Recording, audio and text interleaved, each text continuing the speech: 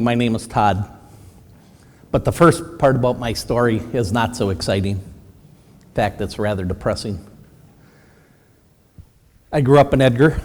I grew up on a mink and fox farm. We had a few beef cows, and I was a herdsman 6 days a week for another guy, so I did get some milking in for a few years. But around age 12 or 13, I started smoking. I can remember having my first cigarette, and this is for the youth, okay? A lot of stuff for you younger people that are maybe contemplating vaping or whatever. I can remember having my first cigarette. I lived on Highway 29. We lived so close to the highway, when I flicked my cigarette from the second story, I could land it on the blacktop. That's how close to the road we lived. But I can remember holding that first cigarette thinking, this is crap. People actually get stuck on this stuff? How can that happen? But I did. It was 25 years of a bunch of stinky stuff, right? And it didn't do no good, except maybe it is going to get me to see God a little quicker at the end of my life. I don't know. But it was a nasty habit. So 12, 13, I started to smoke. And for some reason, my parents let me smoke in the house. So I was really emboldened. So when I started high school, I had my cigarettes were in my pocket, and that was just normal. Somewhere shortly after that, I started drinking. And that turned in by the time I was 16, 17, 4, 5, 6 nights a week. Finally, a judge didn't order me to, but said, Mr. Brinkman, maybe it'd be a good idea if you looked at the armed services, the armed forces. And so I did. I went into the Army National Guard, and I went through basic training, went through my ATI school. I came home. I went to summer camp. And I did more of the same at summer camp as I was doing at home. And 2 months later, I was on my way down to Lackland Air Force Base because I switched to full-time Air Force, and back to boot camp I was going. Went to AIT school down there, military base. Thought, okay, here we go. Then I got my first orders. My first base was in Marquette, Michigan, up in the UP, K.I. Sawyer. Base commander wouldn't let me drive a car. I was put into security. Security is like, in the Air Force, is like digging ditches for a living here. I walked around more B-52s than you can ever imagine. And that's not a lot of fun when it's 40 below zero and wind is blowing and you're just standing out there. I picked my people, my friends, when I went there, when I got there, right? Picked my friends. At that point in my life, as far as Todd goes, I was worried about Todd, period. I wasn't worried about nothing else. I didn't have no thoughts about hurting anybody, about robbing or stealing, none of that. I was just to have a good time. That's all I cared about. Physically, I was fit as I ever was in my life. I used to do push-ups. They had me start push-ups before the mail even come into the room because I aced everything as far as being physical. That was not an issue. I was 125 pounds lighter then, but beside the point. I got put on in the Air Force. I got put on a competition. It was a confidence course, pistol team. Was out in Colorado Springs for 3-4 months, came home. And I lived in a police dorm yet, though. And my room was being tore apart by police officers and dogs. And yes, I tested positive to THC. Probably takes 2 or 3 months to get discharged after that. And so they rip everything off your uniform except your name. And somehow when that happens, it's like it got bigger. And really, it's almost like they put a light in it, right? It sticks way out. And so I had to work in my old office with the rest of the police officers, except I was taking out garbage, washing the floor, changing light bulbs, every crap thing that you can think of. Came home, starting tending bar. Started to go back to my old ways. I was done with the marijuana. That I could go back, I was done with. And I can say that's been 40-some years. But the drinking started again. And then I met my wife. And that was, in one way, a godsend. That got me away from the drinking. But I still smoked a lot of cigarettes, over a pack a day. And I did that for 25 years. One of the hardest physical things I think I ever did in my life. I don't know. I didn't think it was so bad. I thought my wife was kind of bad, but after about 3 weeks to a month, everything settled down and we got better. Looking in that rearview mirror, God put me with her for a reason, and that helped pull me out of that. God had me fail a drug test to get me out of that.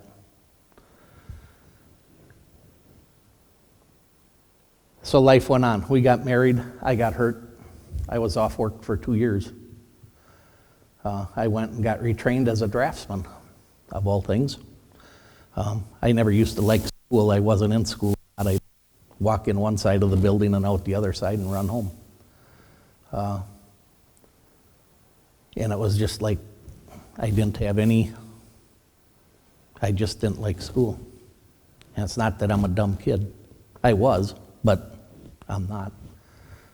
So when I started my school at the Tech, now I'm married, and I graduated on the top of my class. That's 9 years ago. So life went on. We moved up to Park Falls. That's when I got out of school. I took the first job available. It was $6 an hour working at Flambeau Metals up in Park Falls. Worked there for about 10 months. I couldn't do it no more. I had a boss that, he was the type of person, he would take the shirt off his back and give it to you. But at work, if you made a mistake, he would scream and holler with clenched fists, blood vessels popping out, spitting at you because he just was completely out of control. I thought then if I ever had people under me or ever owned anything, ever was in a position to have people, that please God, don't let me be like that.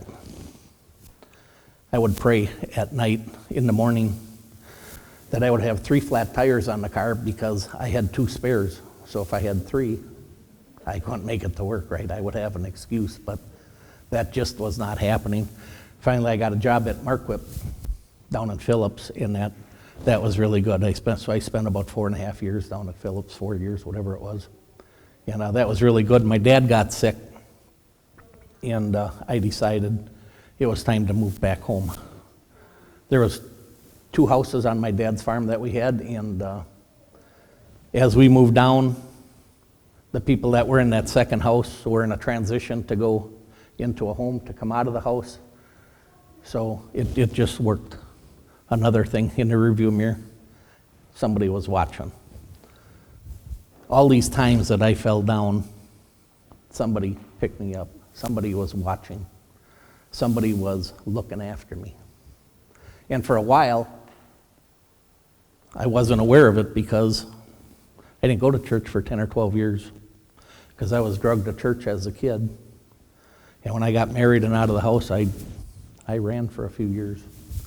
Till my oldest boy probably was 3, 4, and I started to think, I need to give him, something told me I need to take you to Sunday school and give you a chance, give you something. I was still a bench warmer, right? Maybe once a month or something, but we got to school and that started working. I was working at a place drawing buckets. It was called Central Fabricators in Wausau. And so I started drawing buckets. When I was in drafting, we drew by hand. I took some of the first CAD lessons at Tech that they offered, but yet most companies were still on a drawing board. So it was a slow process, but that's all we knew, and I loved it.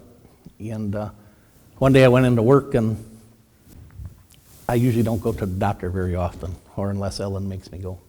I had a sharp pain, and I just couldn't do it. And I told Randy, I said, I got to go to the hospital. Something's not right. So I went, and the doctor comes in and said, Mr. Brinkman, that usually when your colon ruptures, you're going to wear a colostomy bag for the rest of your life. But yours ruptured in the only spot it could where we can save it, we can fix it. So they removed 8-10 inches of my colon, and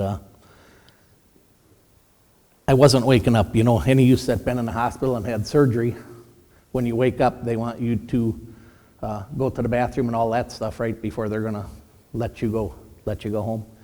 And that wasn't working. My insides weren't waking up. And Jeff Terrace, you said Rebecca here. I had Jeff. And at that time, I didn't know Jeff. I knew who he was because he was in our community, but I didn't know him. And all of a sudden, this man walks in my hospital room. And he starts talking to me. And he came the next day, and he came the third day, and I was in there 9 days. And when I left, one of the last things he said, I'd like to get you in lay school. And I'm like, go. Time for you to go, because I'm going home, buddy. Sorry I'm picking on you. I'm using you as my prompt. I pick on Nick and Jenny during the day, so. So we got away from that. But sometime in that next year, I started talking to Jeff, and we started going to church out here. I got put on the road as a sales guy. So I was gone from Sunday through Thursday night, sometimes Friday morning. But I started the lay school, and that was a 2-year school. I think it was 1 weekend a month for 2 years. And went through that. A couple of years later, Jeff said, I need you to preach. It's Ash Wednesday. I need you to preach, do the service, because I have something. He had to leave. Not a problem. Wednesday came. It was gone. I've never been that scared in my life to stand up in front of people and preach about our Father. Somehow, I could squeak enough into the microphone that we made it through it. And that was the first time, and got easier from there. Again, somebody was looking out for me.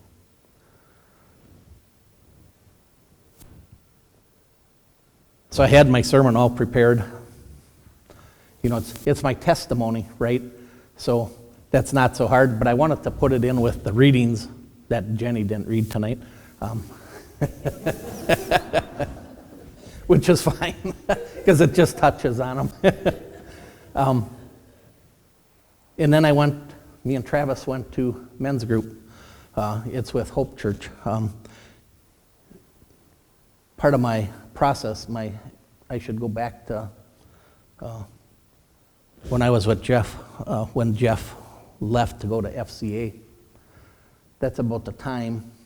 We went for about a year with lay leadership and people and fill-in pastors and stuff. And we had the call committee, right, looking. And as you guys know, in the ELCA, there is not a lot of availability. Finally, one of the guys from the call committee comes in, and I was probably sitting back 3 or 4 pews, and church was full at St. John's, and said, I got a pastor, but we have to vote on her today. We're not going to get to see her, hear her preach, nothing. She's got 2 job offers already, and if we don't vote on it and take her today, she's gone. And I sat in that seat, and I thought, Todd, say something. Get up and say something. And I couldn't. I couldn't do it. And they voted her in. And I am not against the lady pastor. I think ladies teaching are just fine. A number of you do that, and I think it's wonderful. And I put the same credit to that as myself. As long as we stay inside the fence, right, and it's about him, we're great. But it wasn't. It's not that way. In fact, a big part of it, they don't believe like we believe. It's changing. And so much that me and her got into it out in the narthex one Sunday, and my wife had to push me out the door physically before it made a scene. And that was the end of that, and I think it was a week or two later, the bishop came down, right? You guys all know when the bishop comes down and talks to you about leaving or not leaving and stuff like that. Well, after we had our talk and made scenes and everything else that can happen in them kind of meetings, we had 105 people the next Sunday in the town of Cleveland Town Hall. I think the fire number is 110 in there. And it didn't take long, and they were saying, you guys got to do something because we can't have that many people in here. We love what you're doing, but we got to abide by the rules.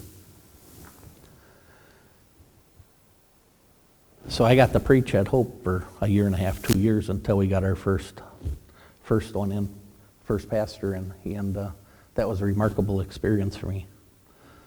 I did that, though, at the same time I was starting our business, and so it was a little busy, and I had this group of friends that they called it a Bible study, and they would come to work because I was at work most times. And we would have Bible study there. Wasn't so much a Bible study, it was more hold up Todd. And looking back in that rearview mirror, right, God sent them people to hold me up. And that was outstanding. So I feel that connection with Hope yet, and that's why I invited Travis one Saturday, and so we go to that once a month on Saturday. So it's that Bible study, though, that Saturday is what blew my whole plan for tonight and yesterday. So Pastor Andrew comes in, and you can correct me if I'm wrong, Travis, but he says, he talks about our Bible figures, Moses, Abraham, Peter, Paul, all these people, right, that we hold way up here, right? We think them people are 100 times better, closer to God than we are. And because they've done such great things. They changed the lives of, my God, millions of people at this point. But I want you to look at them. What do they all have in common? And of course, that's sin. Same thing that I am. I am sin. I'm born into sin. And I will sin again. And I sin every day. And I am sorry for that, but I do. And then he asks us to identify which one, fits you kind of the most, And I'm kind of with the Saul, Paul kind of guy a little bit, He was part of the Pharisees. And in that group, if you were a Christian, he was going to get you if he found out. You were going to get laid into pretty heavy, if not killed. And he killed people for being Christians. And he was going to Damascus one day. And he was met with this great bright light, and it blinded him on the road, and he was done. And two other people helped him into Damascus, and they put him in a barn or a stable or something, and he just laid there crumpled up in a hump on the floor. Can't see. He's like, what the heck?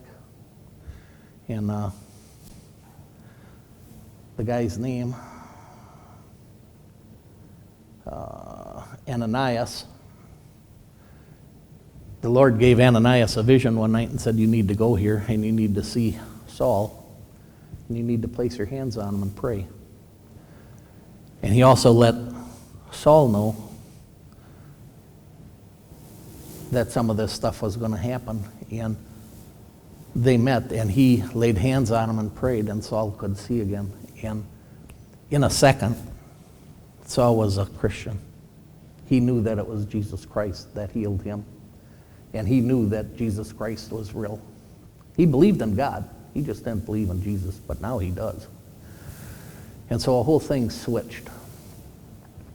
So enough on him, and I feel kind of the same way. So in spring, Travis, Rudy, Jenny set me up into VDC. And I agreed to go, not a problem. I enjoy things like that. They really don't like you to have watches and phones and stuff, and I said, okay, I'm going to leave mine at home. I don't have a vehicle. Travis took me up. So I'm up there, and so I'm going to let you in a little bit of the VDC if you've never been. But so the first thing you do, you're in a group.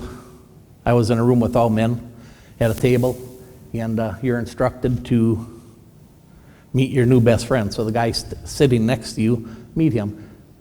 The only things off the table are what you do. If you're a policeman, a fireman, own a business, a pastor, whatever it is, that's off the table. But hi, my name is Todd. I'm married. I have 3 kids. I worship at St. John's in Spencer. That is the stuff, right, that you talk about. My best friend was 75 years old. Worshiped down by Hubertus or someplace down there. I don't remember the church name. Has no kids, never been married. But I'm going to get married in 2 months. Interesting, remembered that. Then at our break, I said, well, who is this young lady you're going to marry? He's 75, mind you. He says, well, ironically, it's one of the ladies on the women's side, and she's over there. Okay. So we go through a couple classes, and we go down to chapel that night, and we're sitting there, and when you walk in there right away, there's people everywhere, like almost like chaos, if you wouldn't know any better, right? That's what it looked like to me. A lot of stuff going on. Jenny probably would attest to that, maybe. I don't know. It's controlled, but it's chaos. I'm sitting there, and I said, hey, man, where's this bride of yours, you know? And he said, it's the lady up there in the gray. And I can remember the people. It's almost like Moses split the sea, right? The people kind of opened up, and there she was, the lady from church that I was over, or thought I was over. But I instantly went to 213 degrees, just like that. The next thing that happened is Travis and Rudy's faces were in my mind, and I had, even though they're both bigger than me, I had both of them up against the wall. The only reason she wasn't is because I only have 2 arms, 2 hands. It's like, I got no keys, no phone, everything is gone. And it's like, how could these people put me in this place? How could they do that to me? I want to strangle somebody. So I sat there, and I struggled through worship service, and we went out, and we had another talk or two in a class, and I was okay there, but then when I went to bed, I started crying. And I cried all damn night. I woke up, my pillow was just, I had to separate them and hang them up to dry.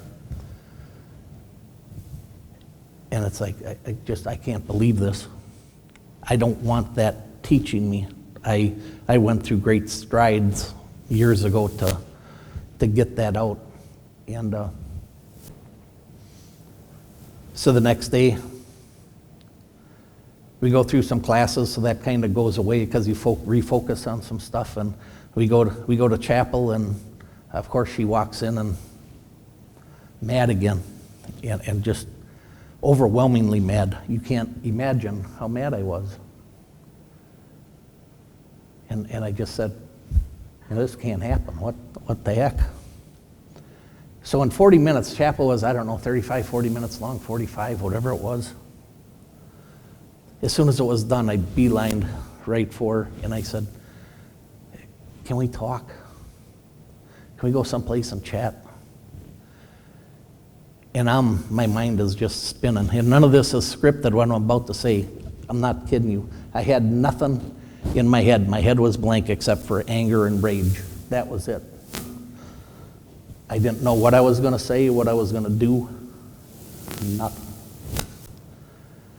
She went downstairs. I followed her down the steps. She went by a table and sat down. I went next to her and knelt. And this is, I'm telling you, none of this was scripted. I can't stress enough. It's like when we talk about praying, and you run out of things to pray about, but yet something happens, the Holy Spirit comes, and there's stuff you're praying. I asked her to forgive me. We were both crying. And in 15 minutes, we maybe talked 10 minutes, 15 minutes, I don't know. But we were down to, I love you, and giving hugs. And I have no animosity towards this lady, although I will not go to her teaching. But I can live with her. I can deal with that she's not the same as me. But we talked about we have the same Father. We don't see the things the same way, but we have the same Father who loves us both very much. We need to get along. You know, back to Saul. As Paul writes, one of the things that he wrote in one of his books, Paul summed up this struggle with sin. He summed it up and he wrote, I love God's law with all my heart, but there is another power in me that's at war with my mind. And that's not just with Saul. That's with Jenny, with Todd, with Nick, with Travis, with all of us. We have that war going on. And it all depends. How hard are you fighting that war? Are you trying to fight it yourself? Or are you just backing up and say, God, I need you to fight this. Take this over. Because I can't win. I need you to do it for me. So even though we believe in God, we believe in Jesus, and we repent, and as long as we keep a repentant heart, we fall under grace. And that is the greatest gift that any of us could ever receive, because it's free. We don't do nothing for it. In fact, we got to get out of the way for it to happen. And once you do that, it's really outstanding if you let that happen. But we still want to sin. And it don't mean that we're bad people. But you know, Satan comes down, he jumps on your shoulder and he said, Nick, you're not, you keep sinning, you're just, you keep doing this. God says that you got no chance, man. You might as well just throw it in the towel and just come on with me. It's not that way. Don't give up, people. Keep praying, keep asking. There might not be, when you ask God and you don't get a result, the timing might not just be right at the time. It might take a little bit. I don't know what the time between me and the lady were. It was 10 to 12 years that happened. But after that happened, I cried for a different reason. And I had a great VDC. I had a great weekend.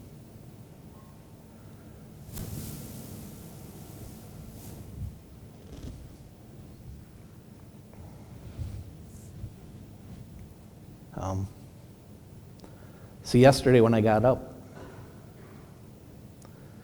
I grabbed my for a devotional book, and I thought it fit in. And it's 1 Thessalonians 5, verse 15.